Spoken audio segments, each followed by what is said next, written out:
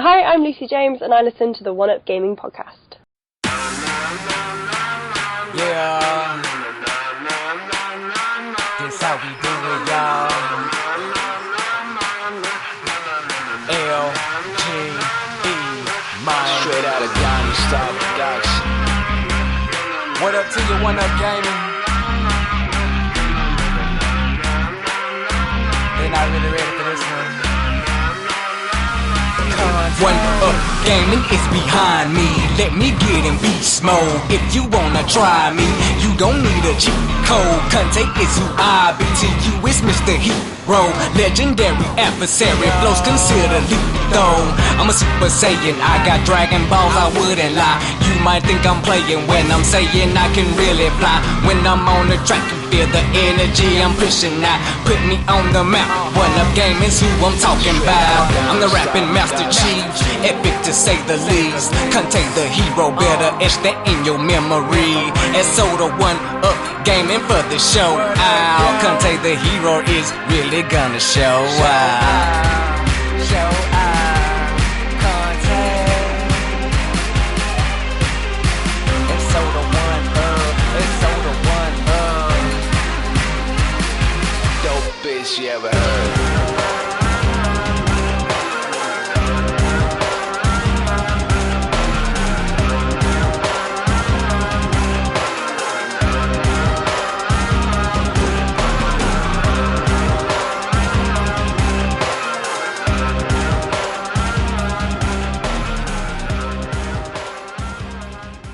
And we're back. It's One Up Gaming. It's episode 145.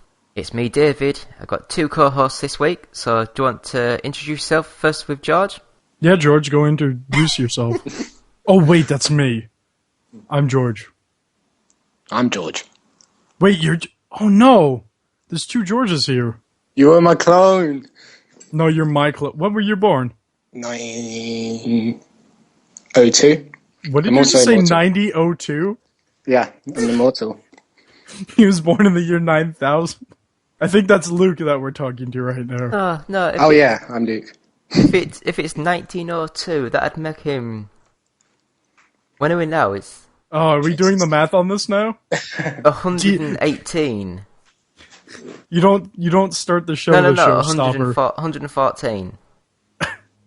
Why did you do the math? Alright, this podcast is already derailed. That's it. It's over. The podcast is over now. We couldn't even get past the introduction. Oh, I'm Luke. Oh, he is Luke. Okay. I am Make sure- Luke. Make sure. Okay. Luke, Yeah. I am your father. No! No, that can't be true. It's impossible. That's not even the line. It's Okay. no, I am your father. I don't know. I've never seen I've it. only seen it but like 5 times. I've never seen Star Wars. I have when I was like 5. But I can't remember it. Come on, I thought man. it was very long and boring. You're long and boring. I saw each one at least 4 times. I have, like, all of them except for episode 3 on VHS. Yeah, so- but you're a part of the American problem. Excuse me? The American problem. Yes. What's that supposed to mean? Basically, anything to do with TV, cinema, games that are based, like Star Wars and Nintendo, all these things that have got a... Like, America took Nintendo to heart, and they're the only ones now who like Nintendo. Everyone else has, like, given up on them, but Nintendo to Americans are still the biggest brand. And it's annoying when... Especially in the UK, when a lot of the written content or website content, they're all American-based. So when they're talking, they talk about some random NES games that's quite big in America, but in the UK, NES was dead on arrival. It just did not take off. Okay, I'll ask you a question right now. When was the last time Sega released a console? 99, When was the last time it was successful? 99. I'll tell you what. You guys are Sega guys over there, but I don't see Sega releasing a console. No, I don't I see think Sega releasing... Sony killed everything off when they came over. Yeah, because I mean, Nintendo probably. made the mistake of going, no, we don't want to work with you. Yeah, but, I mean, the thing is, Sega screwed up the Master System in North America. So I think the problem is Sega, by the time the Master System and all this, that, the other, they were too busy trying to get the Mega Drive out to worry about trying to push the Master System. the thing is, the Master System was already pushed well enough because people were buying it. But again, it's in America. I think I've read in late 90s, Nintendo had was it a 99% share in America. So the problem was Sega went to a company over here. I'm not sure if you're aware of them, called Tonka, and Tonka Toys. yes, and the problem is video games were considered toys at this point, and they went to Tonka because Tonka was very good at selling their toys, and Tonka did not market the Master System very well. And whereas over there, what was it, Mastertronic did the marketing and everything for the Master System, which was brilliant. But over here, Tonka did a very poor job. And also, the Master System came out at least a year or two after the NES did over here, and that was already very popular. So, on top of the poor marketing, the NES already had a foothold in North America, whereas it was the opposite for you guys. Yeah, growing up, when I was really, proper, 8, 10 sort of age, I think I knew one person that had a NES throughout the... Yeah, those were expensive over there, too. Throughout the entire... No, I think they were only about £100, which... How much was a Master System? I thought it was more expensive. They were about 69 or 89. Okay, so yeah, it was cheaper than an NES, which makes it more affordable and more But then interesting. again, we didn't even have any of them. We had the Spectrum and the Amiga, which was about £400. Right, that's another factor, is the microcomputers you had at the time. Yeah. Whereas we didn't have any of that.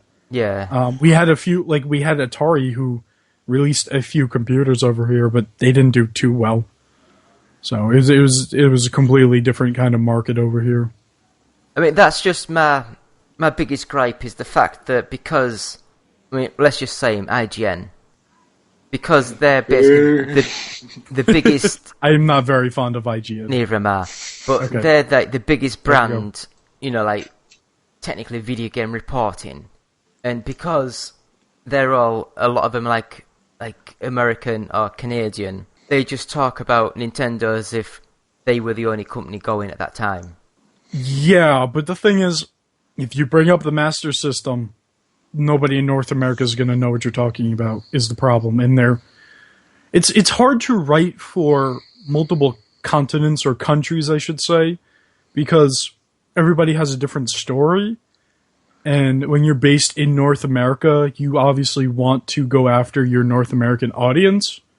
So even if they were to talk about the Master System or anything else, basically, a lot of the population wouldn't understand or know what they're talking about. So they keep it relevant. And the way to keep relevant is to talk about something that's not relevant to you guys over there. And that really sucks. But that's, GameSpot has an office in the UK as well as an office in California.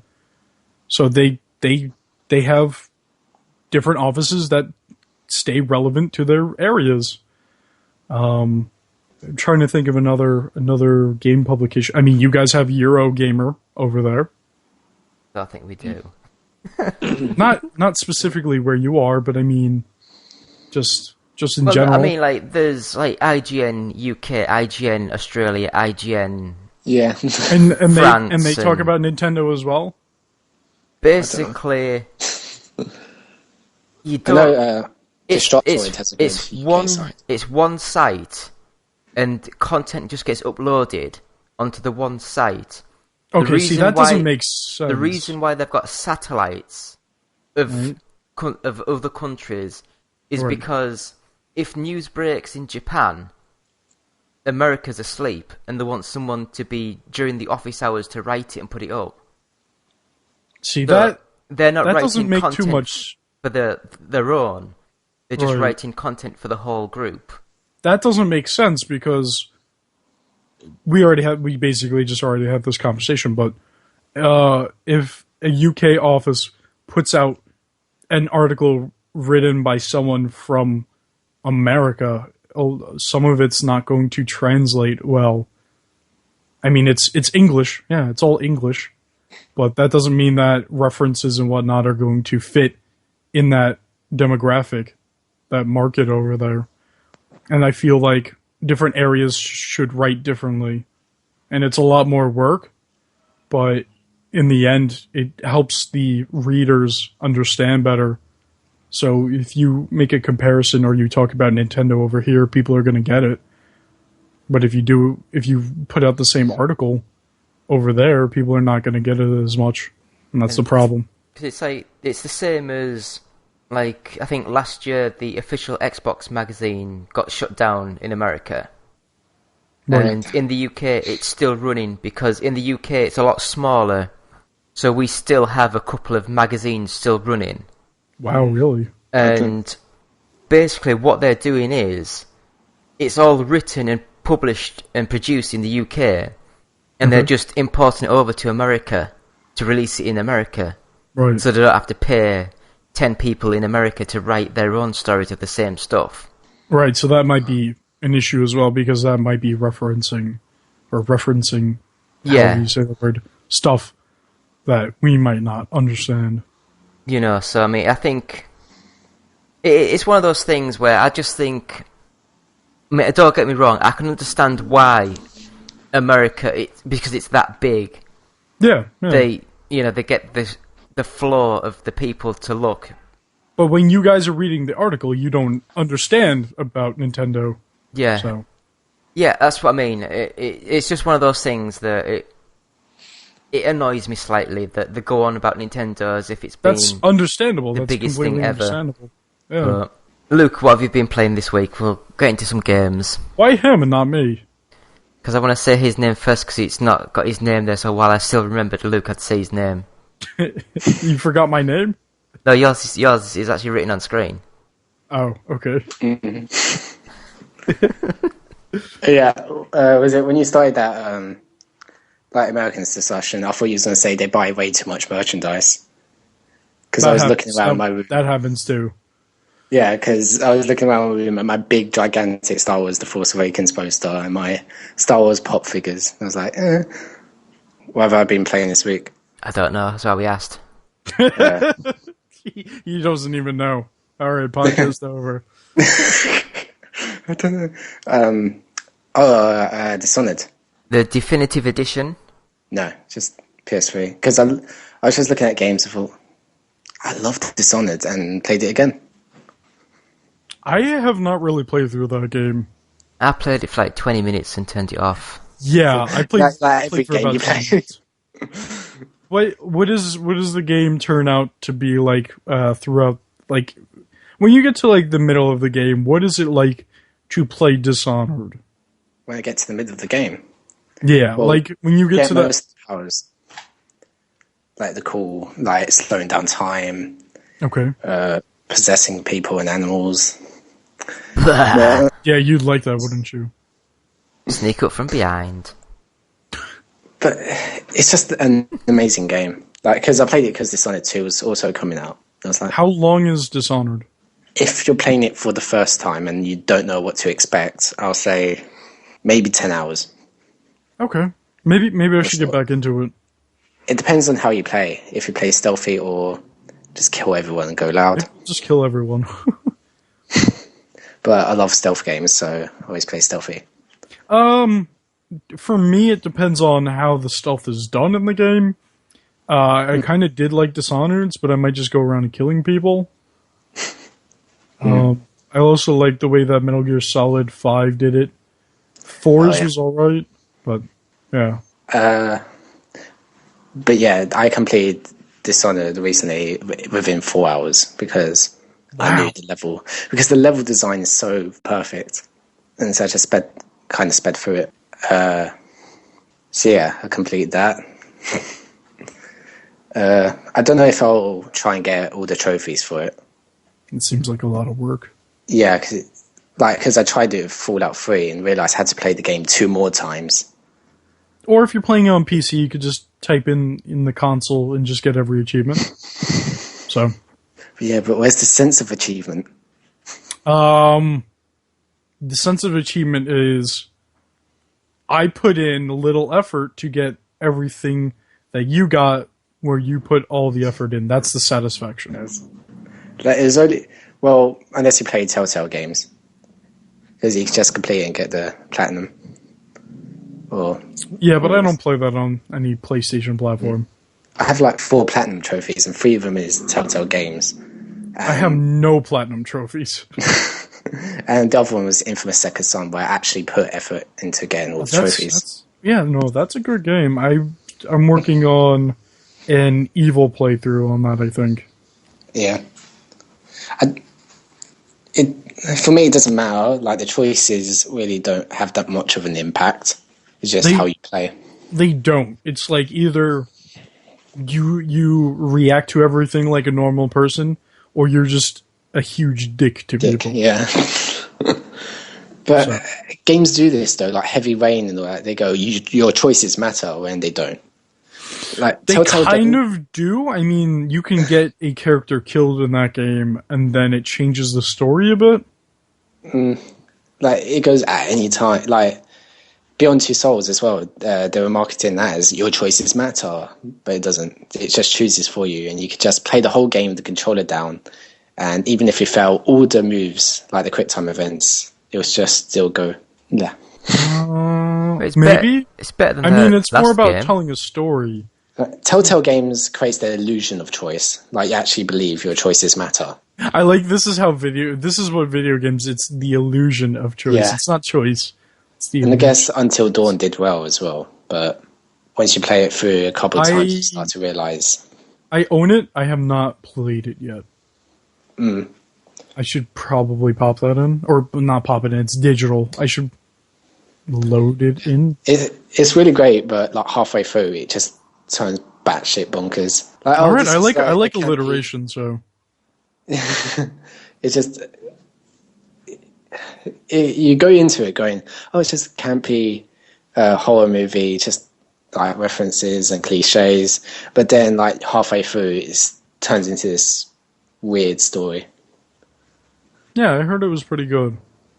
Yeah, and acting's, great as well. And I've been playing Sheltered. All right. Yeah, which I'm doing a review for. Oh, all right, nice. Yeah. It's taken ages. Like, I wouldn't be surprised.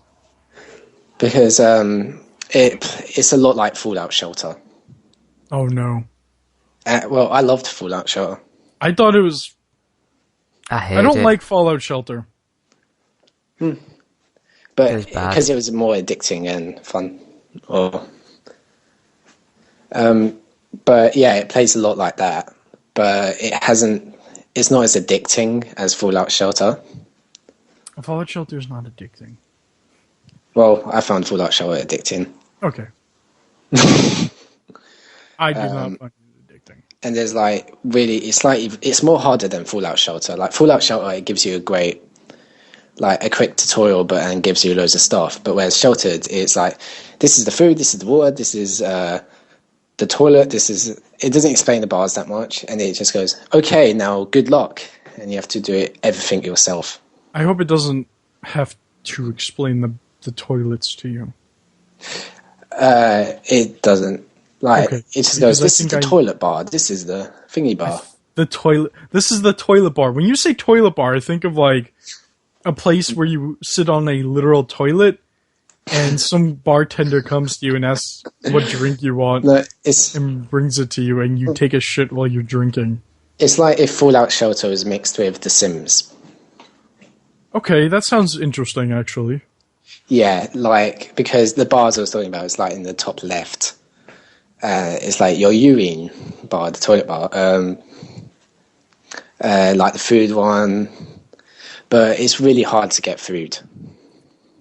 Like, you have to keep sending people out on expeditions and hope you just come across food, otherwise people just die. That sounds like Fallout Shelter. Because you start the game. Well, in Fallout Shelter, you actually produce food in your own shelter. But the only way to do that in your own shelter in this is you have to make traps so that above deers might get caught in them. But you also have to build a freezer, which they don't tell you about, and a stove, which they don't tell you about.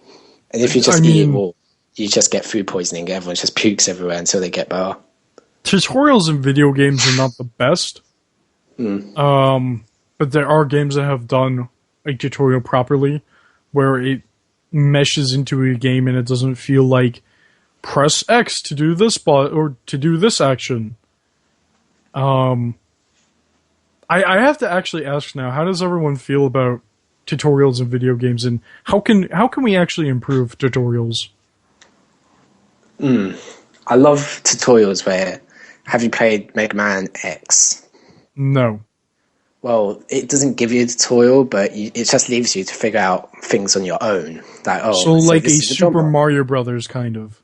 Yeah, and I can't get out of this. Well, if I keep jumping across the wall, I can jump up across the wall, and a character will come, and he's like decked out with all these upgrades and saves you. Like, I wish I could like have the same stuff as him. And later in the game, you do. But if it's designed that way, then I instantly love it. But if it's a complex game, because that was Mega Man, it's not that complex if you know Mega Man. Hey, you have to run and jump. And shoot. No one You does forgot that. that one. No one does that. You just run right through everything. Oh, is that how you play Mega Man? That's how you play Halo, isn't it? You just run to the next checkpoint. That's how you play Halo on Legendary. Oh no, Bob died. We gotta wait for him to respawn. But if tutorials are done right, like Dishonored, for example, that does a good tutorial. Like, it's just you and yourself, and then it goes, you can choke this guy if you want, or kill him. And then once you escape the prison at the beginning, in the intermission between the first mission and the second mission, you get your powers, and it teaches you how to teleport. Right. And for each power, it tells you how it is, so you don't just waste points into a power you end up not liking. But then a game like Fallout 4, where it just goes, have fun. Right? Yeah. Tap X to do the workshop, now figure out the rest, because you watched this. Yeah, figure out the rest. As much as tutorials are pretty not good, that's a good sentence. As much as tutorials are not so great in video games, Fallout 4 kind of needed a tutorial for some things. Yeah, because it led me to believe that the constructions and all that was a last-minute idea. Yeah, it was. To be fair, though, Fallout 4 was just an upgraded Fallout 3, so they just thought, if you played Fallout 3, you know how to play Fallout 4. To be fair, Fallout 4 is a more streamlined version of Fallout 3. And they said, hey, this game's much easier, and it's more about shooting and not actual RPG mechanics.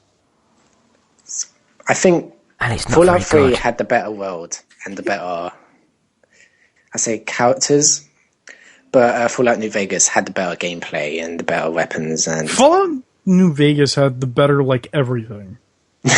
No, they didn't have to, the Nevada desert wasn't that memorable. You're not rememberable. Really? Like Fallout 3, you remember places like Megaton and Little Big Town and Little Lamplight, which is holy children. I don't. Yeah, because it never escaped the vault. He didn't know how to get out of the vault. I don't like games. I don't like games.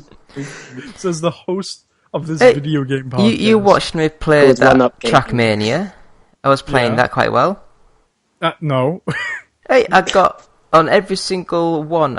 For a beginner, yes. Considering it was my first time playing it. Yes, no. I managed to get silvers quite a lot on them all. The only thing is, you need to realize. See, so is this your first Trackmania you played? Yes.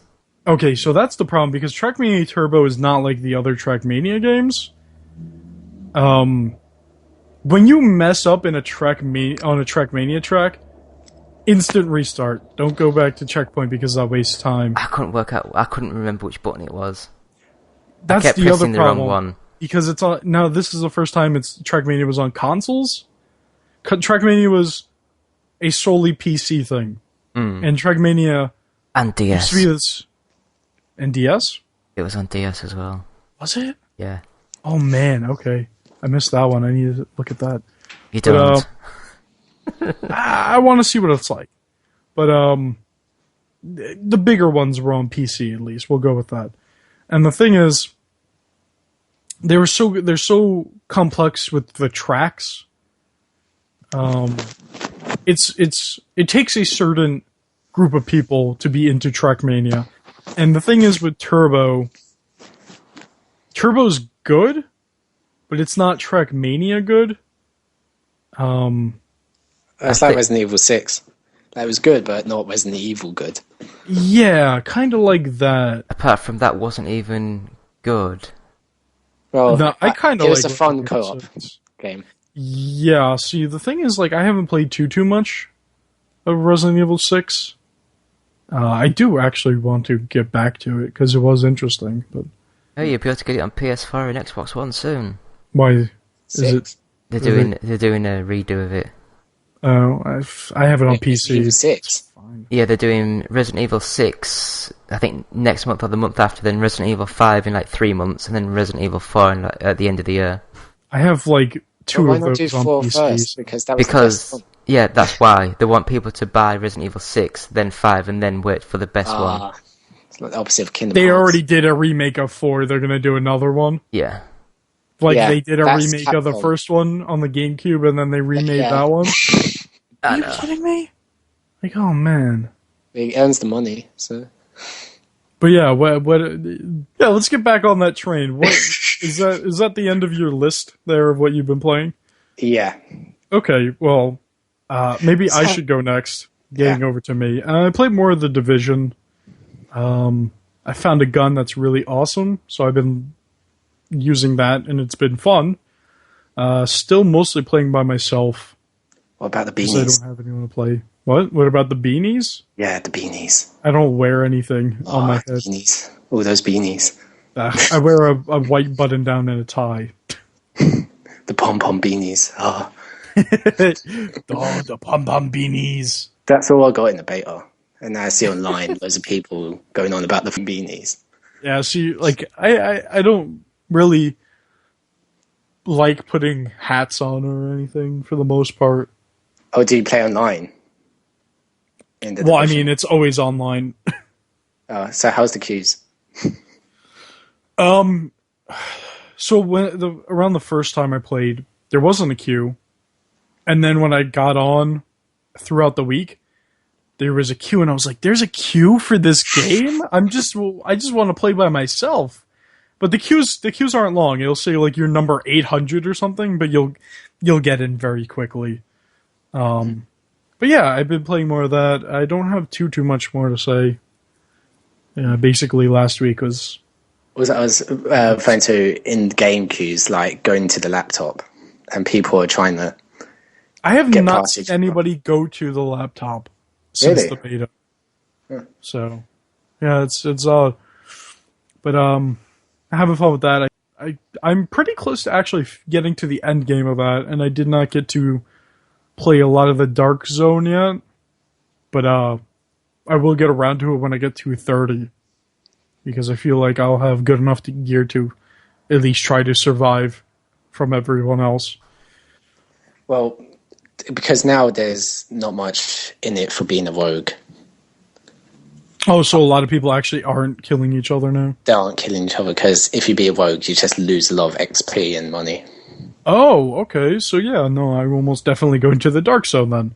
Yeah. Oh, I didn't know that. All right, that's cool. But you'll get people who don't know about that, and they will still try to go rogue. But then I feel like those are the people who are lower leveled. And if they try to shoot at somebody who's like level 27 or 28, they're going to have a bad time. So, there's that. I also been playing the PC port of Way of the Samurai 3. Review just came out recently. as of this recording. And it's fun. I mean, if you've already played it on console, it's basically the same thing. But it's cool. You know, you play as a samurai and you're actually able to build your own story through your actions. I mean, there's a few dialogue choices, but they're very minor. And there's not many of them, so at maximum you might get like 3 different choices during a certain point in a cutscene or something. But the game is really cool the way that it works, because you can kill important characters in the game. So it's kind of like, it kind of gives a Morrowind kind of like feel, because in that game you were also able to kill important characters, and what it does is it either changes the storyline or it completely removes a storyline. And I really like that. So there is a certain clan you can join, and throughout the cutscenes, there's a button you can push that draws your sword, and you can attack whoever's there. And that's a really cool mechanic. So you can kill the leader of this clan that you're part of. And once you do that, they notice that you're a strong samurai, and you actually become the leader of that clan. And that's a pretty cool mechanic. There's also another thing where another clan, I met one of the higher ups of another clan, and I killed him. And so I had multiple playthroughs, and when you want to join that clan, there's what's called an inkling, which is basically a mission that you can do on the map. And you get to that area, and you can you start the mission up, and what it is it's combat, and you're fighting other people to try to get into the clan.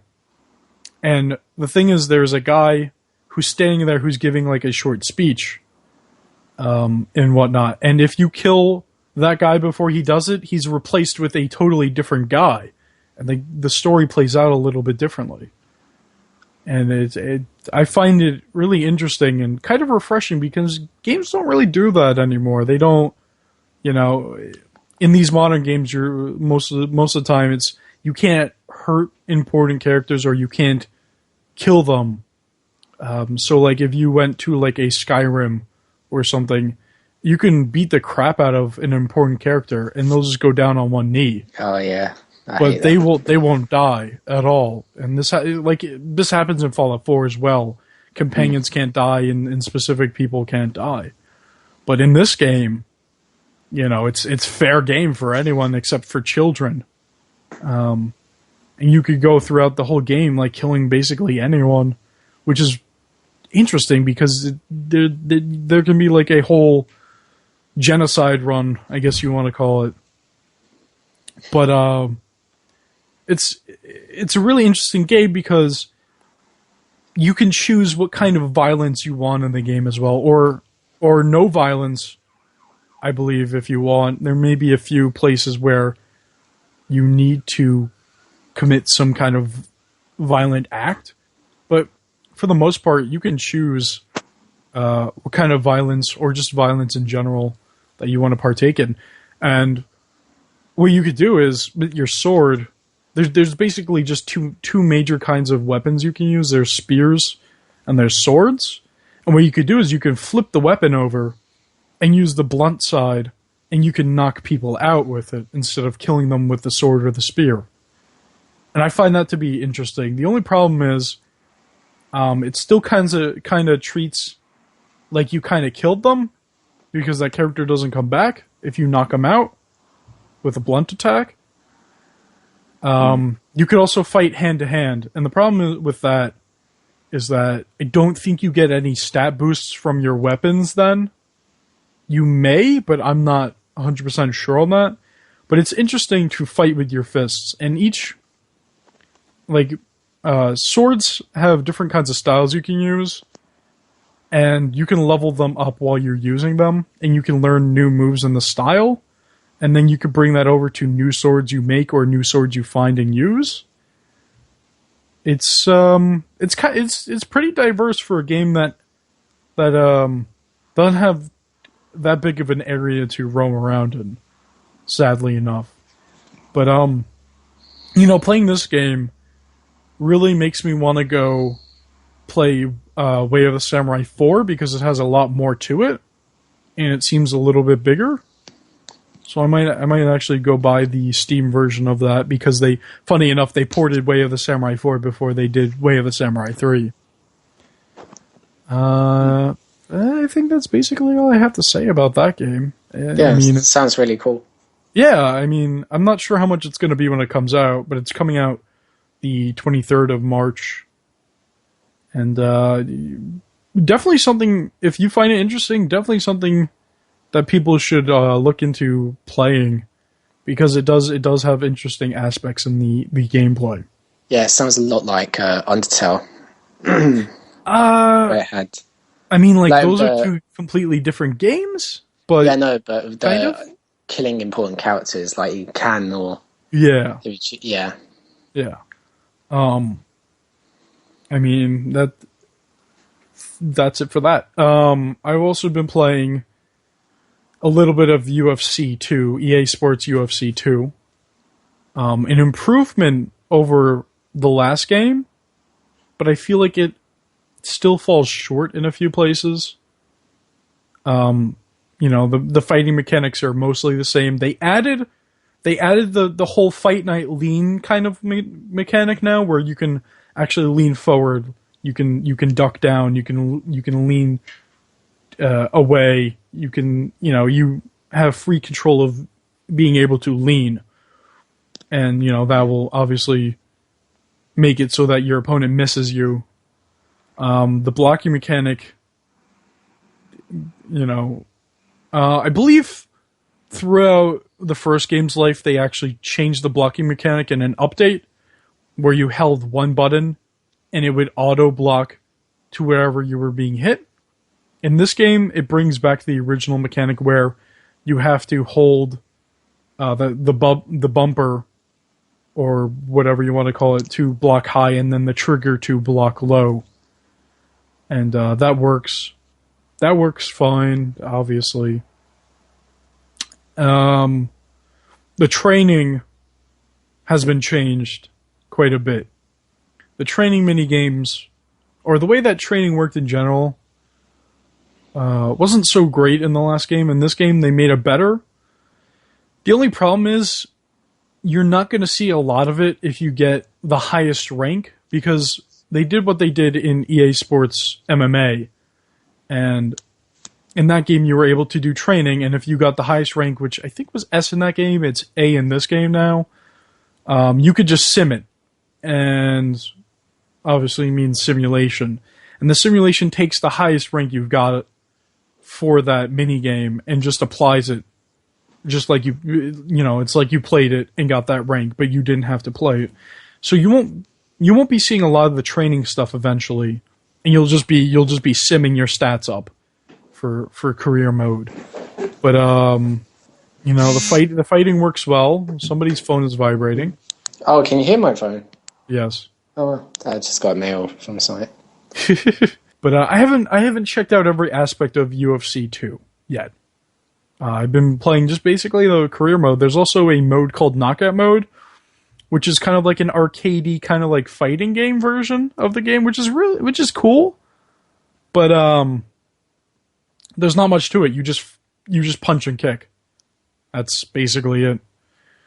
Like I said, I haven't been playing too much of other parts of that game, so I don't have too much to say. I think that's actually basically it. I mean, there's online modes, but they're basically just playing the single player, but with somebody from another part of the world somewhere, and there's probably pretty bad lag, I'm guessing, but I don't know. Great. Anyway, Quantum Break.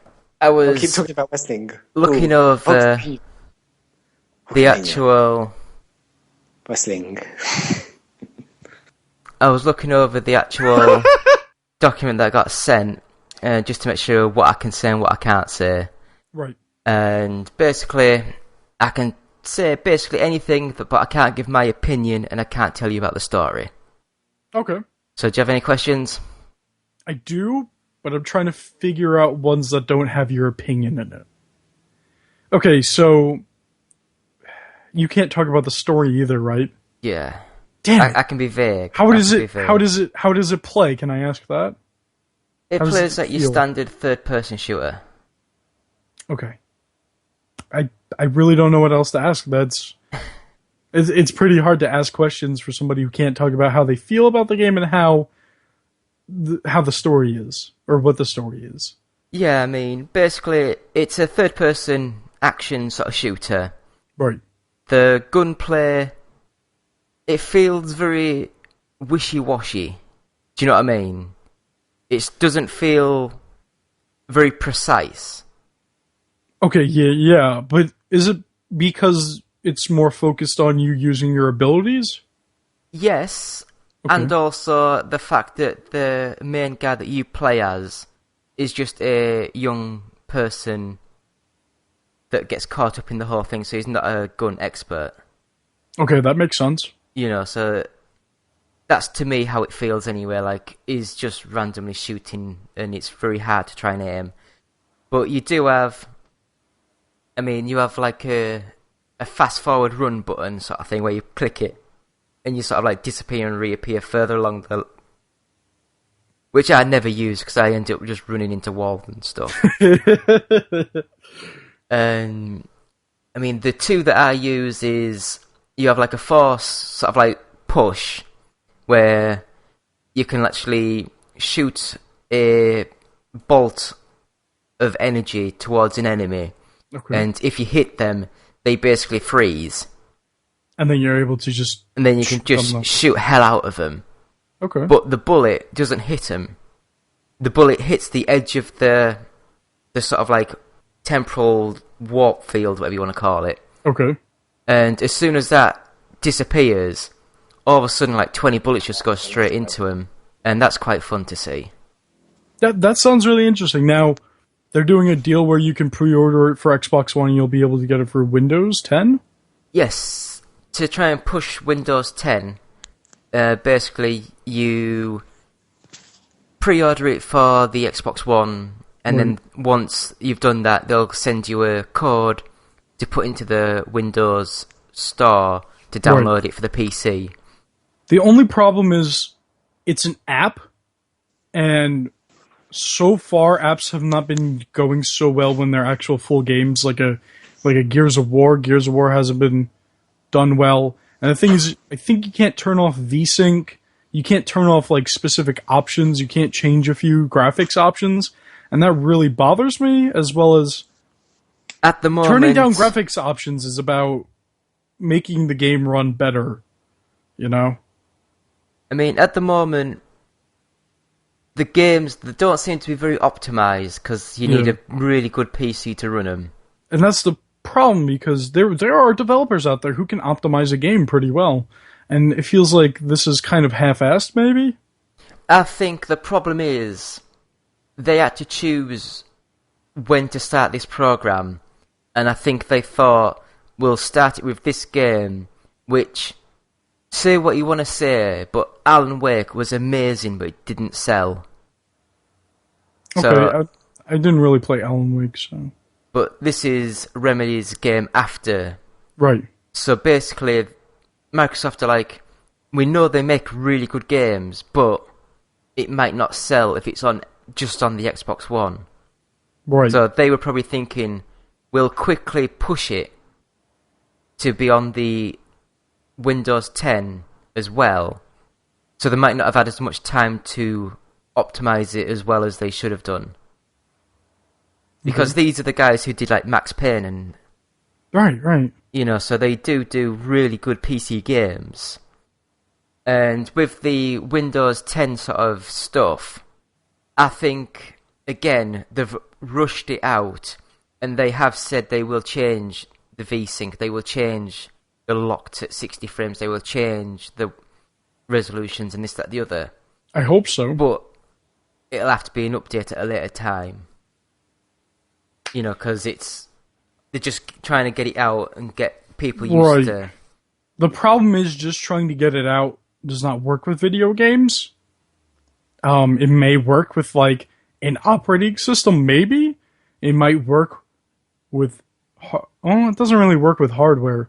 But just getting it out does not work in this kind of area because people are having problems with like Gears of War right now on Windows 10, and that's turning them off to buying apps that are games on Windows 10, like full-blown games that are like on Xbox One. And if I was one of those people and Gears of War was not running well and I wasn't able to change all these graphics settings that I'm usually able to change in other games, I'd be put off too. I understand they want to get a foothold, but you don't get a foothold by limiting these games to 60 frames. You don't get it by taking out control of VSync. You don't get it by taking control of how the game is played on your computer, because that puts people off. Yeah, I totally agree. Again, I think Microsoft as a company, they've just panicked at how well Sony have done with the PlayStation 4. And that's the problem, is that they're panicking, so they're not thinking as clearly, and they're just trying to rush things out, trying to get a foothold in other markets, and putting out games that may not be complete in a way of the way that it runs. It might not be optimized well, and that's the problem. They're panicking, and of course, somebody who's losing is going to panic about that. But don't rush things, because that's going to make you look worse, and that's going to translate to you not doing so well in the end. So, I mean, what do you think about Microsoft bringing their first-party stuff over to the PC? I think it's a good thing, but the way that they're doing it is releasing them through apps in the Windows Store, and I don't really necessarily like that, because apps run differently than an actual executable. I mean, they can completely make it work, though. They just need to open up these settings before they actually start releasing more games. They need to unlock the frame rate. They need to change it so that you can turn off VSync. Because, I mean, for me, when I heard the news, it was like, oh, that's good. And then all these people saying, oh, why the hell did I waste my money on the Xbox?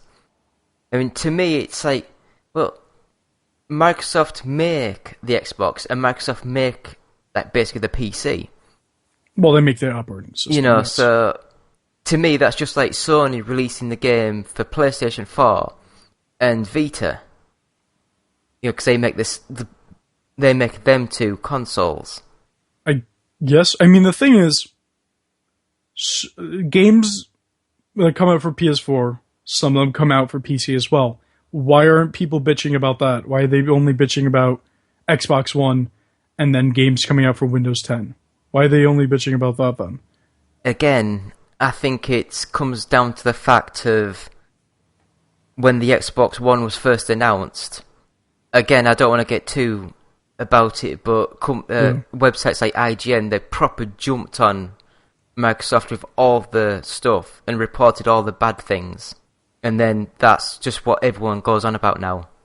I don't understand the whole thing of people having problems with games that are on Xbox One that are exclusive and then they come out for Windows 10. I don't understand why people are having problems with that, because you need to realize that there are people who only have consoles, and then there are people who only have computers that they play games on. And Microsoft is trying to broaden that horizon of their market. And then there are those people who have consoles and they have computers. Why would Microsoft limit themselves when they could expand? You know, why is that such an issue for, you know, for somebody who has consoles and PC? Why is that such an issue? If it's going to come out on PC and you prefer to play it on PC, then get it for PC. If it's coming out on console and you prefer to have it on console, then get it on console. You need to realize that not everyone has a PC that they built. They don't have the money to build a PC and then play games on it, you know. Like, people want to buy a console and they want to sit down, they want to enjoy their games. And, you know, complaining about a game coming out on a different platform, why does it matter? You know, that just means that more people can play the game and experience it. I just don't understand what people are thinking. I mean, I just want to ask your opinion while we're talking about this sort of people bitching. Right. When Microsoft announced they were going to have the exclusive deal for Rise of the Tomb Raider, people went apeshit. You know, you can't do this, it's a Sony franchise, you can't, you know, do you know what I mean? Yeah. Proper went after Microsoft, and then Microsoft had to say, oh, we've only got a year exclusivity, it's not fully exclusive. So the thing is, I mean, what I want to know is... It's not a Sony thing. If you want to look at it this way, Tomb Raider first came out on the Sega Saturn. Yeah, it had a 6-month exclusive deal on the Sega Saturn. Exactly, 6-month deal. Yeah. The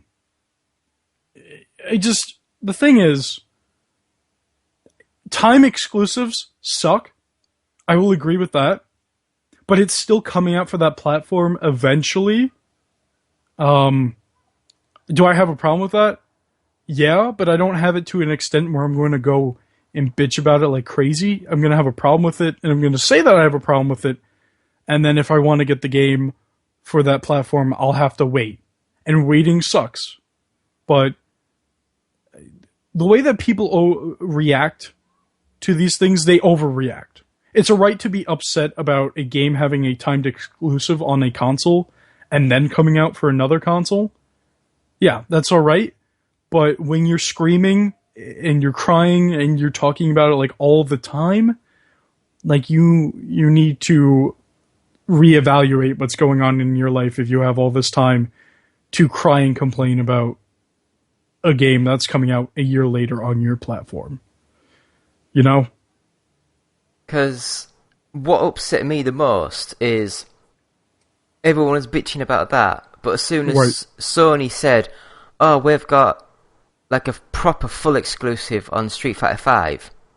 Right. And no one said nothing about that. Nobody said anything. Which, again, I think it comes down to the fact that when the Xbox One was first announced, there was a lot of bad press, and they are still doing the bad press about Microsoft. I mean, I might be wrong, but I think it's just weird. It seems like it. It seems like it. You know, like some of the big sites, as soon as there's anything to kick, they're straight in there with big headlines about how Microsoft are doing so bad. Right, and then when it comes to Sony, it's always, oh, Sony's doing so great, they're amazing, and when something bad comes up, they put it to the side, or maybe they bring it up as like an aside, you know, oh, so this happened to Sony, blah, blah, blah. Sony's amazing! Like, you know, it's ridiculous. Like, can we have some unbiased reviews? Can we have unbiased thoughts about these things? I understand people are going to prefer a side to another, but when it comes to covering things, you need to be unbiased. You need to tell it how it is, and then let people who are reading it give the opinions out, you know? Yeah, because I mean, I don't want anyone to think I'm like an Xbox fanboy or whatever. I mean, I've got a PlayStation 4 and an Xbox One. Right. And to me, I think the Xbox, not the Xbox One controller, but the Xbox 360 controller is probably the best controller ever made. See, I disagree with that. I probably think the PS2 controller is probably the best. To me, I can't use a PlayStation controller because the analog sticks are too far down and too close together. To be honest, in my opinion, I really like that. I'm not saying that any of the Microsoft controllers are bad. I'm saying that my preference is with the older Sony controllers. The PS4 controller is a little odd. I think it's still fine. I think the PS4 is so much better than the PS3. See, I would disagree with that. The only thing is, I feel like the things that you put your hands on, I feel like the DS3 and before were a little too short, maybe, and that the PS4 improved that by making them longer, because it's much easier for me to hold on to the controller now. I don't I don't fully like the feel of the triggers on the DS4. I feel like what they did with the DualShock 2 was the best. And they even had face buttons that were pressure sensitive. And Yeah, they took that. They didn't put that in the DS3. I mean, how many games really used that?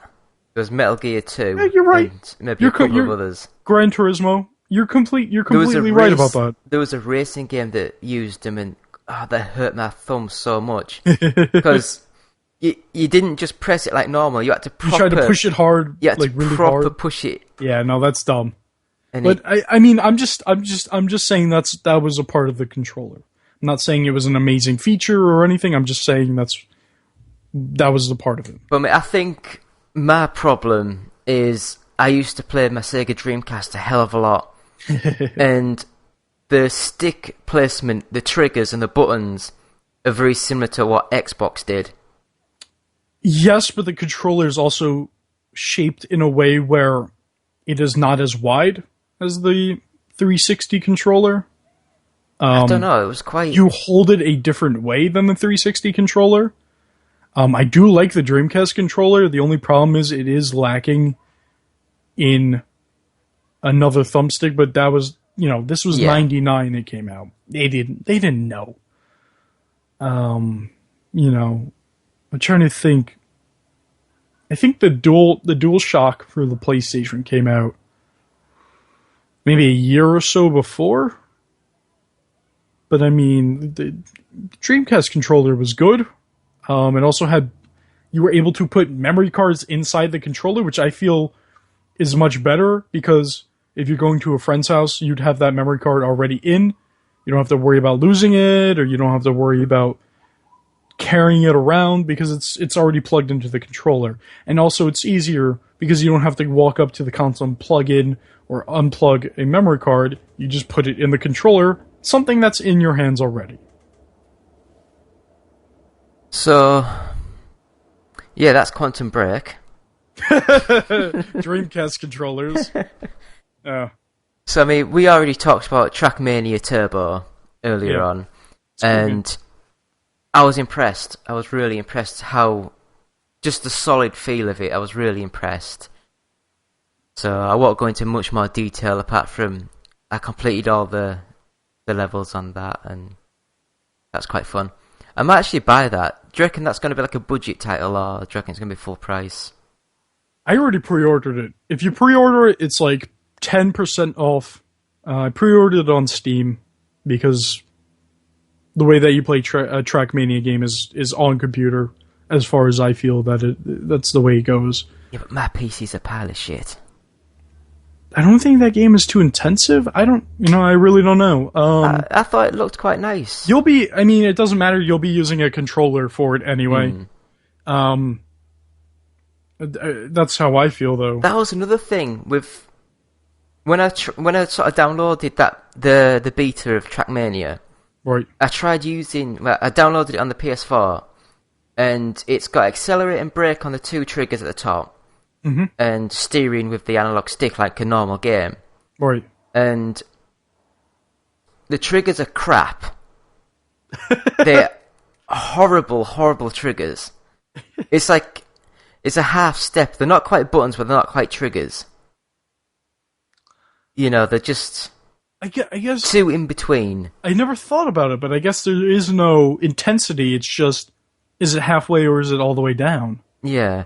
I guess, huh? And with the analog stick, with it being too low down, I couldn't steer. It might actually be the game itself, because I remember playing GTA on PS4 being able to throttle. When I loaded it up again, when it was loading up, it had the control pad and buttons on it to what you could do, right. And it also said you could use the D-pad. And you could use the X and square button for accelerate and brake. And when I went back to the old way with that pad, because I think that pad was designed for the 2D sort of games, and then they just added the extra 3D bits on. So, because that pad was technically just slightly wider and thicker than the original PlayStation. Hold on.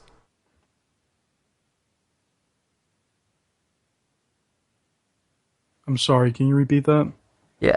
Oh, it's just that PlayStation sort of pad, it was designed exactly like the PlayStation 1 sort of pad. It's just been made wider and fatter and added a couple of like analog sticks into the middle of it. So to me, where like an Xbox pad, that's an evolution of like Dreamcast and then it's like an evolution of a full 3D pad. Whereas the PlayStation, I feel it's designed with the D-pad and buttons as a main, and then the sticks added as a add-on thought. I don't know. I have no problem with the analog sticks being lower. But I think I prefer it, actually. Because I use the Xbox 360 pad for the last 5 years and I haven't touched a Sony console, I think that's where my problem is. You know, I would agree. If I was using like the PlayStation 2, the PlayStation 3 pad, it'd be not too bad, but because I haven't, it's just totally different feel for the hands. I'll tell you what, it's hard to decide which D-pad is better on these newer controllers, because the Xbox One's D-pad is much better than the 360's now, and the D-pad for the PS4 is basically the same, it's just shaped a little bit differently.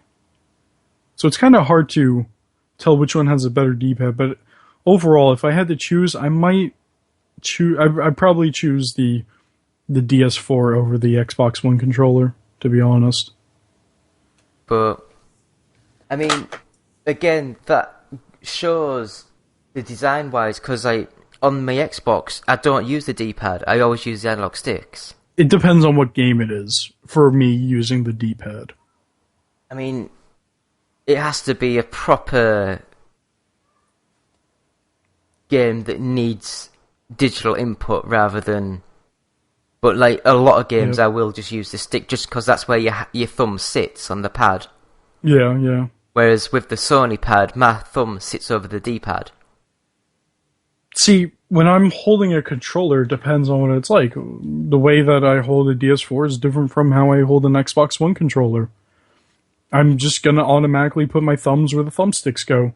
I'm not going to have like a specific thing where my thumb will go over the D-pad for one controller and then it'll be over the thumbsticks for the other controller. So I don't know, I just adjust it.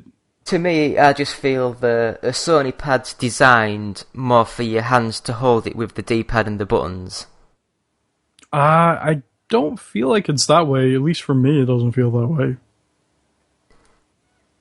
So, anyway, that's Trackmania Turbo Beta. But that is a game I am actually looking forward to. Yeah, no, it seems cool. I think it's out pretty soon, isn't it? Yeah, I want to say end of yes, April? Might be. I don't know. I should really look into these things. Yeah. So the last game that I've really, I know, it's just loads of squiggles on my notepad. I bought a game called Samphi, Samphi, and I chatted with the developer, and his cat jumped on him. But we were talking, had a little interview, and I had to be honest to the guy. He's making a game that looks very similar to Terraria. Yeah, I think I said this to you. And I don't play Terraria. I've never played Minecraft, so... Okay.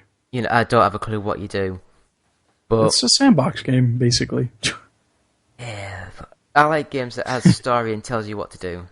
Well, that is your story. Your story is to do what you want. Yeah, but then I end up doing nothing because I don't know what to do. Well, you don't have a lot of imagination then. No, I play games for it to tell me what to do. Oh, that's great. Yeah.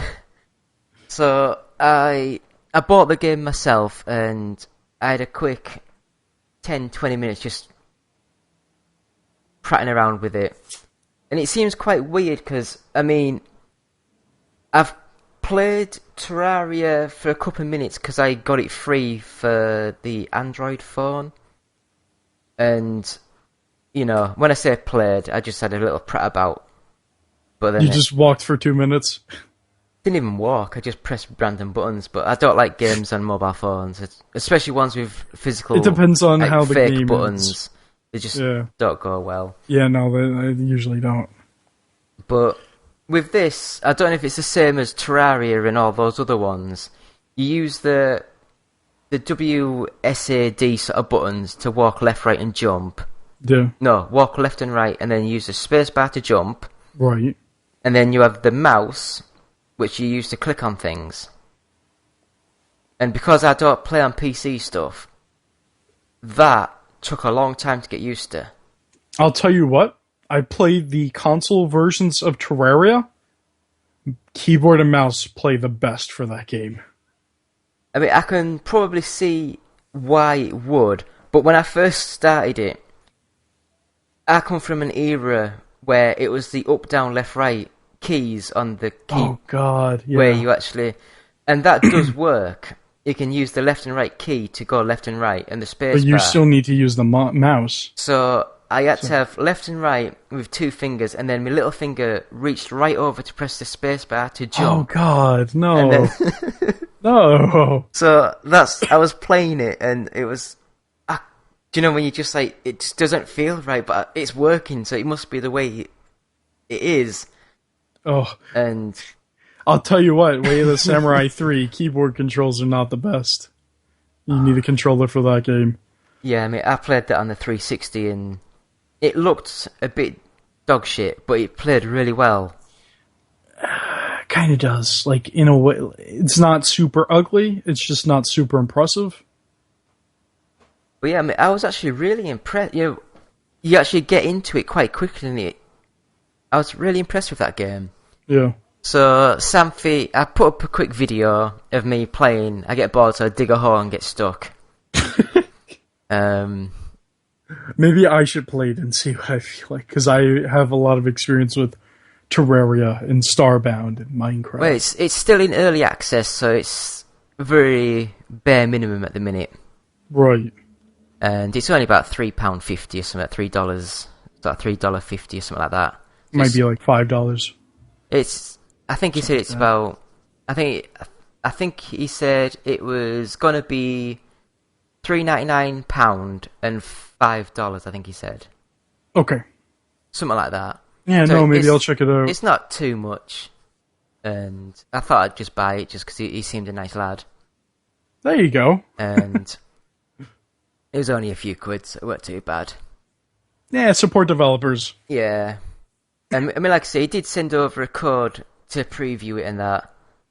And I gave that away because, as I say, I've never played those games, so it'd be wasted on me. Right, you don't give a person an RPG to review if they're not an RPG person. Yeah, I mean, I'd never review an RPG game. Yeah. Unless the RPG can be completed in like 10 minutes. Well, that would be a very poor RPG then. I don't know, I think I might like that one. You know what?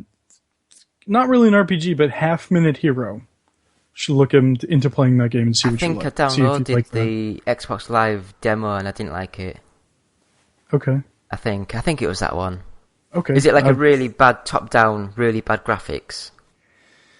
Really bad graphics. Well, you know, I mean, I don't know. It's like really 8-bit sort of looking, very pixelated. I mean, there's nothing wrong with pixel art. Oh no, but it's got a time and a place. I guess. Anyway, last game that I've had a quick go on. It's not really a game. It's more of an app, and this is called Reward Room, all one word. Is this something where you just like watch a video and they give you points, and then you're able to redeem points for money or something? That sounds pretty good, but no, it's not. Basically, you load the app up, and it's got like questions, answers, and then your stats. And basically, you click questions, and everyone that's on the app can put up custom questions. And if you answer the question, you get points. And if you get so many points, they'll give you, I think at the moment it's only Amazon gift credit sort of thing. Okay. And so you just answer random questions like, is this a dog? Yes, no, sort of thing. If you add a picture, you get more points. If you add more text, you get more points. Then you can put up your own questions. And, so that's basically it. You just put up questions, put your answers up, get points, and then you just build up. And on your own questions, when you go back onto it, if people have put answers on, you can actually vote on which answer you think's the best. So it's quite a simple little thing to do, a good little time killer. And it's a free download, and as I say, you can actually get real life money from it. Have you done so? No. Because I think he said that he's still tweaking with the points you get and the points you need for money. But at the moment, I think if you put a question up, you're getting like between 40 and 50 points per question. Okay. And you need, I think, 5,000 points to get any money. Well, that would make sense. So... Yeah. But I was talking with Justin, who does all of our adverts, who we've actually done an advert for this app. And I was talking with him, and we both agreed that this would be great for like a 12-year-old kid. Free app, download it, and just sit there all day, just tap on stuff. Just ask random questions, put random answers out. Yeah. So that's what I think. And that is all I've been playing. So we will have a little break, we'll play the advert, and we'll be back with a quick interview with Steffen. I'm going to get this totally wrong, but Kabbelgaard. I think he's like from Sweden or something like that. And the game is Forced Showdown. So we'll be back in a few seconds. K&N replacement air filters are designed to increase horsepower, improve vehicle performance, and provide excellent engine protection for the life of your car, truck, or motorcycle. More airflow can result in crisper throttle response and more torque throughout the engine RPM range. K&N air filters are made from multiple layers of oiled cotton filter media that not only provide superior airflow, but also excellent filtration to help ensure long engine life. K&N air filters for street vehicles are easy to install, and they come with a worry-free K&N million-mile limited warranty. Stop buying cheap throwaway paper air filters again and again. Go to knfilters.com and get a great deal on a K&N replacement air filter with free shipping. And don't forget, K&N air filters are made from quality materials in Riverside, California, the United States of America.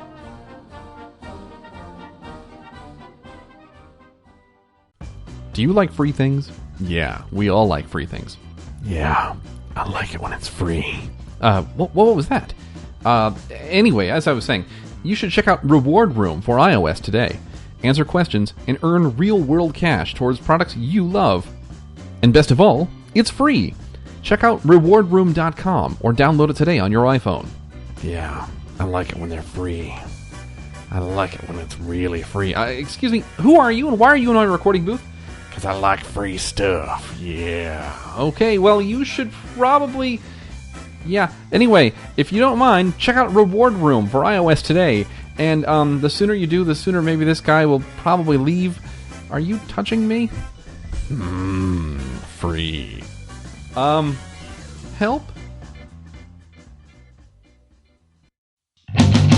Up next on the show, we got a treat for you. Here is this week's interview. And we're back with a One-Up Gaming podcast. This week we've got a special guest. So I guess if you just want to introduce yourself and just say what you do, please.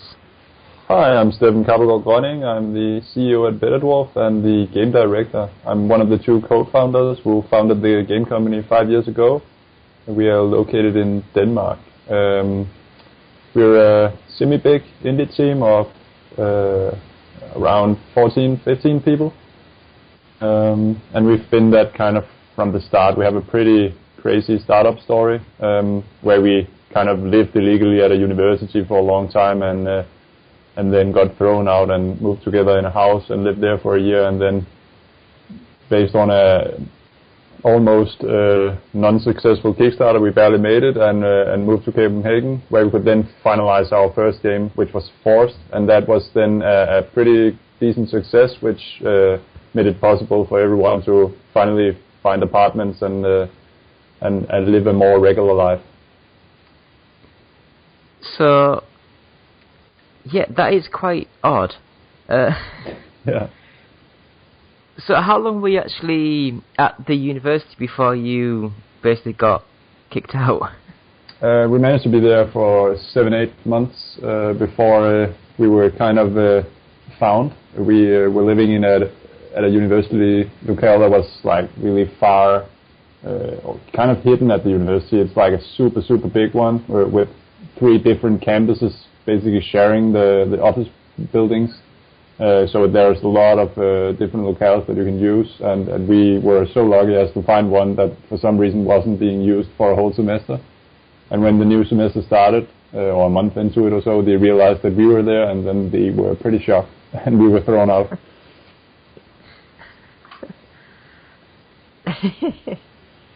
So, you say that the company started about 5 years ago? Yeah. And so how long was it before the first game was released, Forced? That was almost 3 years, like a little less than 3 years. So it's 2.5 years ago or so. And was that a similar game to what Forced Showdown is, or is it a bit more stripped back? It's pretty different. So Forced Showdown is not a sequel, but it sort of continues in the universe and with the controls and stuff like that. Forced was a very co-op focused game, and it was more like a linear thing where you would go through a set amount of challenges or levels, if you may, kind of like a Mario setting where you have to complete certain worlds and so on, and then you're basically done when you're done with that. And Forced Showdown is more like a roguelike. Forced was hard, but this is also super hard, and there's more randomness in it. And then the huge new thing is that it's combined with deck building, so it's like a Binding of Isaac combined with Hearthstone thing, which is so it's very much different than the first Forced, but you control your characters in the same way, and it's building on the same lore. If that makes sense. Yeah. So, with this game, it's like a twin-stick sort of shooter, like the control-wise. Yeah. I mean, is it control pad enabled, or do you have to use mouse and keyboard? You can use both. But yeah, it looks a bit like, I guess, Diablo or something when you look at it, but it's a little more twin-stick tense. You have to dodge attacks much more while you're shooting and using your abilities and so on. So it's like a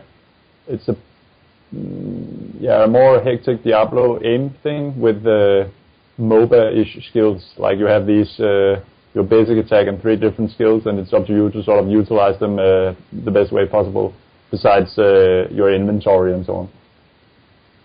Because, I mean, I'll be honest, I'm not really a PC gamer. I've never really got into that sort of scene. And my mind doesn't work with the mouse and keyboard. Okay, yeah, well, it's perfectly fine to play it with a controller. And so is Forced 1 as well, which is also it's out on Xbox and PlayStation. Right. So will it be coming day and date on the Xbox and PS4, or will it be like a few months down the line? Showdown hasn't been announced for consoles yet. Well, you said yet, so I guess it will be sometime. Yeah, I'm pretty sure it will, yeah. But right now it's more for Steam, and you can use your controllers there if that's what people prefer. And, I mean, I have given the game a quick try. I think it was like an early alpha or something of the game. And okay. I can say, yes, it is extremely hard. Yeah, it probably is, yeah. especially if you're not like, if you played it with a mouse and keyboard and you're not used to that, then that should be hard, yeah. Because, I mean, this is how weird my sort of mouse and keyboard phobia is. I played a game, I think it was Orion, like the sequel to it. It's like a top-down twin-stick shooter. And I actually used the joypad's analog stick to move my character, but the mouse to aim and fire. Yeah. Which was quite weird when people saw that. But I just can't use the WASD sort of buttons on the actual keyboard. But anyway, let's get back to Forced Showdown. So I believe it'll. I'm looking at the website now, and it says it's due out on the 29th of this month, 29th of March. Yeah, correct. Yeah. And do you have like a price for this game? It will be $20. Right. So I guess for us in the UK, that'll be about £15, something like that. We're just using Steam's like suggested prices, so I'm actually not completely sure what it will be in pounds. So, what is some of your favourite characters that are in the game? It's probably Volko, which is like this fire hammer wielding gladiator. I think he has some good synergies skills-wise, and is really interesting in terms of his the depth in his attacks. He has this basic attack where he charges up his hammer, but it can hit multiple targets at the same time. So you have to really align the enemies while you're charging, and I think that makes some interesting play scenarios. Right. So you say it's got like deck building mechanics in the game. Yeah. Are these just to that give you special abilities or increase stats, things like that? Yeah, you could say that. You can do a lot of different things with them. There's 3 different types of cards. There's your upgrades, so basically the game consists of small matches you play, where you have to go through 3 arenas that are randomly generated with different enemies and so on, based on what world you are in. And at the end of those, if you manage to get there, there's a boss. And if you complete that, then you've basically completed a match, so to say. And during this match, all the upgrade cards you play remain, but after the match, they're wiped, and you play upgrades again in a new match. So that's one of the types of cards. And then there's consumables, which you play, and then you get let's say a pack of grenades, and then you can use them, let's say 4 times or whatever the card says. And the last one is spells, and those are like more strategic. It could be like play a spell that reduces all your cards in the hand by 1 mana in this round, and then you have to utilize that smartly, kind of like what you do in Hearthstone and so on. So you have to it's totally up to you how you build your deck and how you enter the campaigns. There's lots of ways to go about it. You can, for instance, build a deck that's really focused on a companion. You bring a companion into the game always, and you can play cards that, for instance, creates a beam between you and your companion, and then play cards that makes it live for a long time, or whenever you take damage, your companion is healed, and where you can make different interesting synergies. And because of the card mechanics, and there's so many cards, there's so many ways to go about it that you have to learn over time and experiment with. Right, and so the game itself, it'll be out on the 29th, and I've just had a quick look at the Steam sort of page, and you've been getting a few positive reviews. Is that always nice to see as a developer? Positive reviews are always nice to see, yeah. Every single one makes you happy. Yeah. But I think the reviews are only positive because we had an accident where it was showing up as released or something, a Steam accident, and Steam quickly corrected it. But I think in those few seconds or something, so the beta testers we have had the possibility to write reviews, and they did so. So you can't write a review now, I'm pretty sure. But it looks good now. Right. So, how long have you yourself been within the, basically being a developer? I haven't had any prior experience besides this company, as we started it out while being students, so it's pretty accurately a little more than 5 years. So this game has basically been about 2 years in development? Yeah. That's fairly accurate. And do you know, like the engine that you're using, is it like an Unreal Engine or one that you guys have built yourself? It's Unity. Unity. Yeah.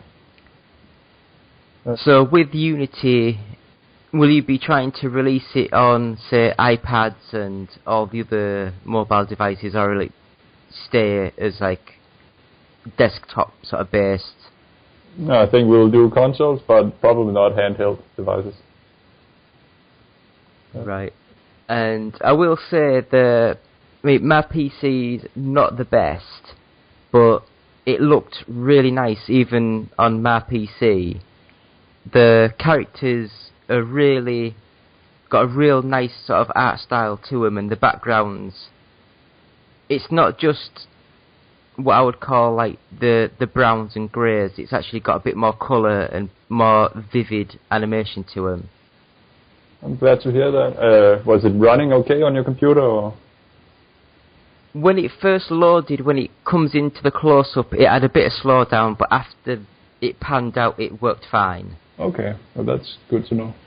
Yeah, we have focused a little on optimization lately, but yeah, it's always hard when it's 3D and you want to show a lot of cool fancy effects and stuff like that.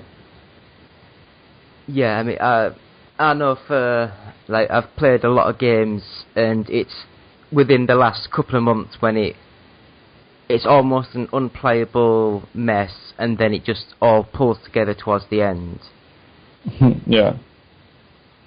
But yeah. It's true, yeah. So the game, will you be doing any sort of competitions or offering any sort of prizes for anything to people, or will you just try to launch the game and then see how it does, basically? We have planned, like, also if you look at our website, there's like this big countdown for a secret reveal, and that's kind of like our main thing towards the release. It's a thing that starts six days before release, and it's basically a really unique way to launch a game. Of course, I can't reveal yet what it is, but it's probably something that people never have seen before, and it's kind of a like. That's a interesting way to do it, I think people will think. And then it will launch, and then yeah, there will be some competitions and stuff like that. We have so it's mainly a single player game, but there's kind of like there are in a lot of roguelikes there are dailies that you compete in. Kind of, for instance, Spelunky and Binding of Isaac has dailies, and you compete in them to see who's actually the best at completing the whatever generated challenge there is on this particular day. And we've kind of, I would say, improved on that by making dailies and different dailies and even seasons. So people can compete every month to see who gets the best 10 daily scores. And then we are working with sponsors to sponsor prizes and so on every season, which is basically every month, to make it even more interesting to win and stuff like that. And every day the dailies will be quite varied, so that's also where it's boosted even more by the deck building, which makes it a little interesting, because it's about going in and checking out what's in this daily and then trying to build a deck that fits it. So that's almost a little bit of puzzle solving. Yeah, so I think that would be pretty interesting. And just wondering, do you have any sort of DLC planned down the line? Yeah, we are basically considering our game or the release, like an early access release, just with a game that's basically done, and then we will do a lot of free updates and potentially also some paid updates, of course. But those will be bigger ones. So that's definitely the plan. Yeah, we've had the game in a closed beta for almost a year, I think, maybe even more than a year, where we had a couple of thousand players help us tweak it and come with suggestions and so on. We've made like 45 updates for them or so during that period, and we plan on continuing with that. So we kind of have the flow and how we update, and the whole menu system and so on is geared towards updates and news and so on. So it's not going to be a ship and forget kind of situation. So, do you think that you guys will continue with the Forced Showdown as it is, like in sequels, or do you think you'll stay within the universe but change the actual gameplay mechanics for the next sort of game within that universe? Yeah, I think we are super happy with like Gladiators in that setting and all the flexibility it adds, and we're really happy about the character we developed in this game called Caesar, and I think we'll continue with this like lore and universe in other games, kind of like what you could say what Mario does, where there's lots of different Mario games, racing and Smash Brothers and traditional platforming and so on. I think we'll continue with that in different ways and utilize all the things that we kind of know about this type of game and the story and lore and so on, and build on that instead of starting new universes all the time.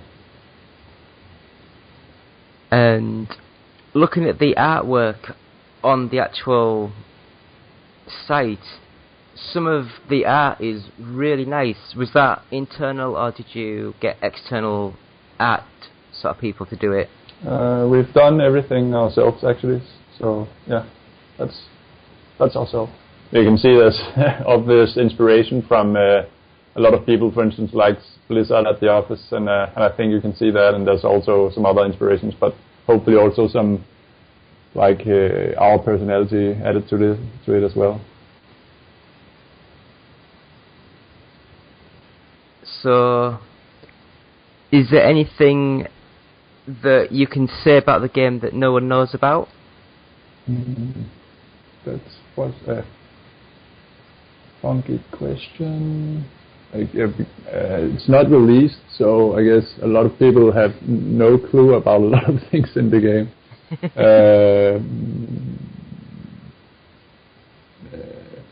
Yes, I don't really know what that would be. Is there any sort of hidden Easter eggs in the game then? There's like a really like there's some deep progression with a quest system in the game, and some of those quests are formulated a bit like riddles.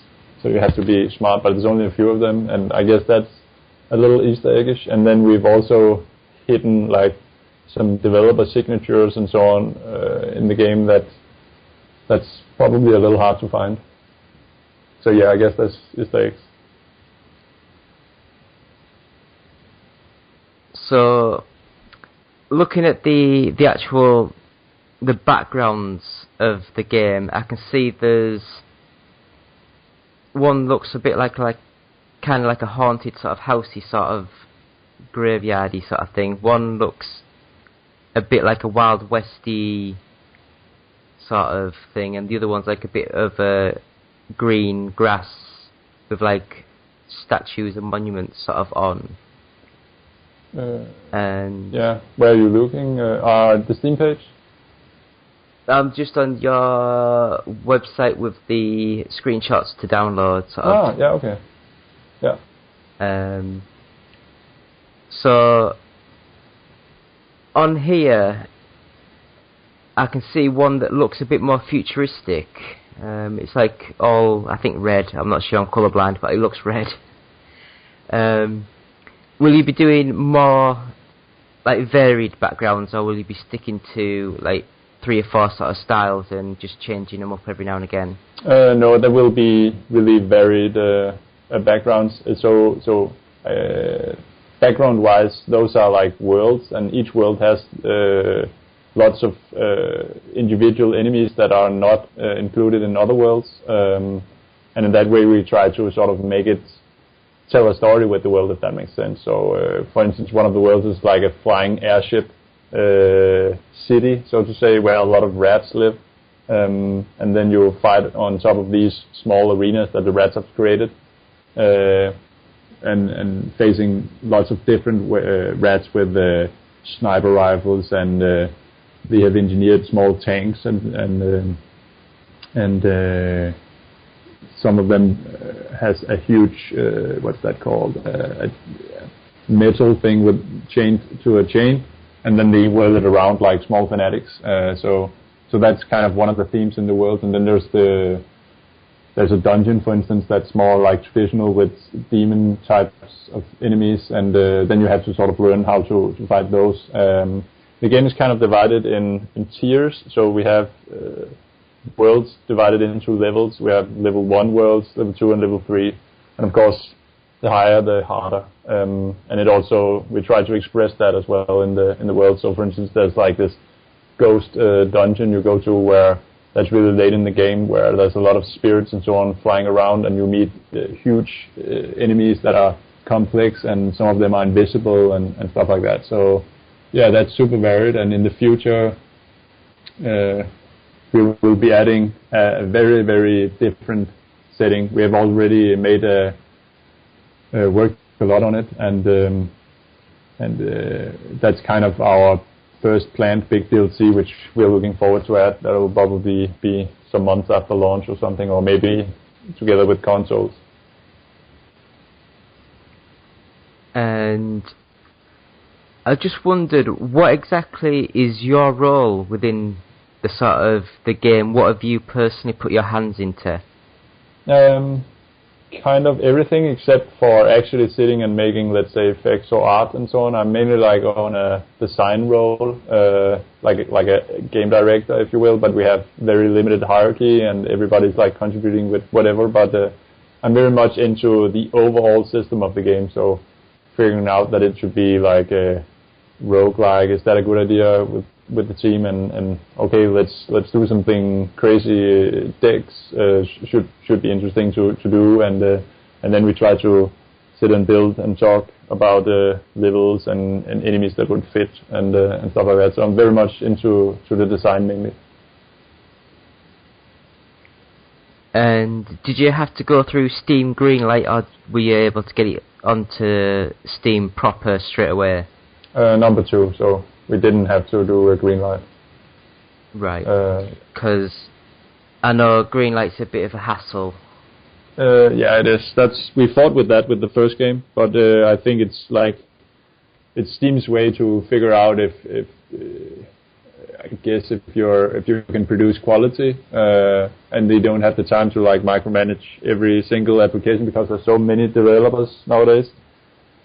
Yeah, so it's their way, I guess, to figure it out. Yeah, so once you're through, I guess, and you've shown some success, I don't think you have to do it again.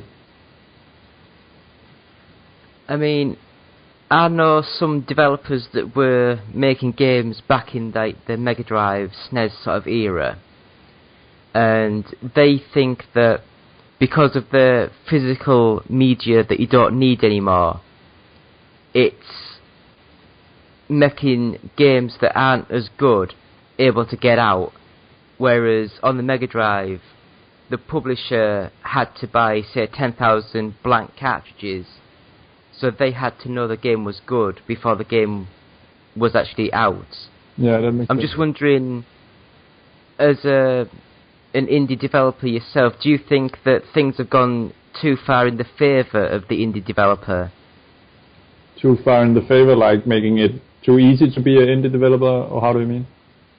Yeah, because, I mean, don't get me wrong, your game, it looks professional and it plays well, but you go to an average page on the Steam sort of store, and there's a lot of, like, a mobile game with really poorly implemented controls, and it just looks really bad. Yeah. Just wondering, do you think it's too easy for them to get out on, to release things? And I mean, you probably won't know the games, but I got sent a couple of games to review on the PlayStation 4, and one of them was an endless runner with 2D graphics, and the other one was a 3D, a 2.5D sort of game, 3D graphics, where you're a mole, and you got to fly around the level, pick up boulders and drop it on things. And it's the most basic game I've ever seen. I guess some of those are probably not indie developers, but like these big free-to-play companies who are pushing everything to every platform and so on. And it is a little weird that Steam and consoles are opening up to that, because like every day there's some free-to-play casual game being distributed on Steam or released on Steam, and a few years ago those type of games didn't ever exist on Steam. So yeah, it's of course a little sad to see your hardcore cool platform like Steam be overswamped with free-to-play titles, but the games that they feature and the games that emerge on Steam and so on are rarely these casual release games, which I think belong more on the App Store and so on, where they do their thing. But yeah, I don't know. It's super hard thing to solve when there's so many developers and games coming out all the time, and you kind of have to be a little like a politician about it. What's fair to have on your platform and what's not, and so on. And yeah, I can see how Steam has problems with that. So, I don't want to be a downer on the whole thing, but I mean, I can understand, in a way, it's good that you can actually work as a single person, get your game out, and have something to be proud of. But at the same time, I just think it's a bit of a shame that there is so many games coming out that they just should not be able to charge money for some of the games that are actually out on the store. But that's just one of my little pet peeves. I guess I kind of agree, and it also it swarms mail lists and makes it harder for I guess slightly more ambitious studios to get their thing through, because any journalist who has existed for a couple of years or a medium big probably gets 30, 40, I don't know, Steam keys sent to their mailbox every day. So like the industry has to find other ways to get into the news and so on. It puts it more in the hand of like random viralness, and I guess it's still like a good game usually still does well because it's spread over time. But yeah, it's a challenging thing, because also your release day is super important to establish like the overall perception of the game. I just looking at your website again, and I can see the development name. I mean, I just wonder, how do you pronounce it? Beta Dwarf. Because if it was American, it'd be Beta Dwarf, but that would also be fine. Us in the UK, it's Beta, but it just sounds weird when they say Beta when it's not got it hasn't got the two A's. Yeah. But I don't understand their language. So, Steffen, I just want to say thank you very much for coming on. And if you just want to sort of say your sort of like Twitters or any emails or things like that people can contact you with. Yeah, like our site, I would really like people to go to is www.forcedshowdown.com, and our Twitter handle is @bitadwarf, and my personal one is @baboonlord, like a monkey lord. Yeah, I guess that's it. So, thank you so much. It's been a pleasure. Yeah, you too, and have a nice weekend. Thank you. Okay. Goodbye. Bye-bye. Hi, Justin the Voice here. First of all, we'd like to thank you for listening. Seriously. We really like it when you listen. Yes. But if you'd like to do more than just listen, if you'd like to help us out, well, we have an idea just for you. Visit our Patreon page at www.patreon.com/OUG. Your monthly micropayment will help us keep going all night long, baby. Oh yeah. Mostly because we usually record at night. Yeah. But don't worry, baby. We got something for you, too. We've got special benefits for all of our Patreon subscribers. Yeah. Again, that's www.patreon.com/OUG. And that was the interview there, so thank you for that. Stefan? Is it Steph? I know it's spelled Steffen, but do you reckon they still say Stefan? Or do you reckon it's Steffen? I really have no idea. No, I should have really listened to him when he was talking. I should have listened to him when he was talking. Oh, great. Perfect. I think when I see a name that's I can't read or pronounce, I panic. Yeah. You know, and it's just like, and I've got a special guest. Why don't you introduce yourself and tell us what you do? Which I just do that a lot now because it's a lot easier. Because, I mean, I don't know if you've noticed or not, but recently a lot of the indie games, they're all coming out of, like, Sweden, Portugal, you know, like, all that type of Eastern Europe sort of region. And they've all got, like, little lines above letters and stuff, and it's like, well, how do you pronounce that? They got a lot of different lines above the letters. Sometimes they have 2 dots. I know. Those are called umlauts. But does that mean you emphasize it, or it's like makes it invisibly sort of thing, or? So, like, you know the word Uber? Like, there's an umlaut over that U. We don't have like Uber here. No. Just the word Uber in general. I don't mean the service. All right. Just the word. Like, that U makes an ooh sound. It's not an ooh. Yeah, it makes like an ooh sound, kind of. So, like, you kind of try to learn from these kinds of things. I still don't know how to say specific words and all that, so that's beyond me. But you know, I try to figure it out. I can see it in my head, and then when it comes to my mouth, it's like blah. Blah. And now our guest, blah. Yeah. Anyway, this has been episode 145 of the One Up Gaming Podcast, which will be heavily edited. Heavily edited, because at the moment... We even killed Luke. At the moment, we've been recording for like an hour and 50 minutes, give or take. And I'm going to get this down to about an hour. We'll see what happens. So if this is about an hour and a half, you know I've been successful. But please visit our website, which is oneupgaming.co.uk. If you want to buy some official merchandise, go to our bluecyborg.com site, which is just Blue Cyborg, and search One Up Gaming. Again, we are on Patreon. Please go to patreon.com/OUG. If you sign up to our $2 or more sort of like package, we will send out a free copy of our CD album that we've been working on, and that should be going out live in a few months. If you want to buy some controllers, go to customcontrollersuK.co.uk. That's a hard one to say, it's very long words. Customcontrollers.co.uk? No, customcontrollersuK.co.uk. Oh, customcontrollersuK.co.uk. Yes. I almost messed up there. It's one of those things where, because it's UK and then .co.uk, right, it doesn't roll. Yeah. You've got to like stop yourself as you're saying it. But you can get 10% off by using our discount code of OneUpGaming.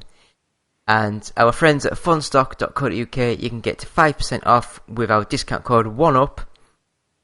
We're on Facebook, YouTube, Twitch, Twitter. All the links are on our website, just at the top of the screen. Click on them. If you want to send us any messages on Twitter, just send it at OUG Official. Or you can email me at custom controllers. No. You can email us at contact@oneupgaming.co.uk. We're on Podbean and we're on iTunes, so just search One Up Gaming and you'll find us. At the moment, if you just search for the one that says The One Up Gaming Podcast, that's our main host now. We've changed host. So at the moment, I'm still uploading 2 podcasts each week, but I'm only promoting the new host, if that makes sense. And we have a winner to announce. So I will... Should I say his real name if he's actually got his real name on Twitter? I would say his first name, if anything. Right, I will just find this guy. That's not him. I think I've spelt it wrong. It's in there on the Skype. I know, but I can't change the Skype on while we're talking.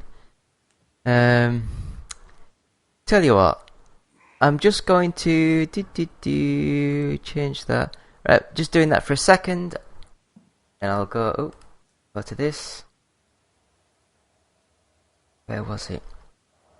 You gotta scroll up. There it is. So why did I can't have spelt it wrong. Did you copy and paste? I'm sure I did. We'll try it again. But yeah, here we go. We're on it now. So, how'd you find out what his name is? I think it says his name is Oscar on there. Oh, yeah. Yeah, you're right. Oh, God, I don't know what the hell I'm doing. Right, I'll just bring this back up. Oh, God. There's just coloured lines everywhere. There we go. Right. Twitch is back. Not Twitch, Jesus Christ. Anyway, congratulations, Oscar. You have won this copy of the game, which... What game is it? Sebastian Lab Rally Evo on PS4. Is it Lab? I don't know. Loeb. Colin McRae Rally. Yeah. It's the new Colin McRae Rally. Yeah, basically is. So, I will be contacting him rather soon, just saying congratulations, you've won. And then I will... Oh God, I've just got rid of everything. I deleted the podcast. No, that's still going, unfortunately. Unfortunately. So, I'll be sending the copy out to him as soon as I can. And I think that will do for this week. So please, subscribe to us, give us 5 stars, feedback, positive, yeah, all that shite. But, thank you, it's been me, David, with a bit of an annoyance of Luke. Whoa. Speed Racer. Jesus Christ. And we've had good old George there. Yeah. So, thank you all, and we'll be back in a few weeks.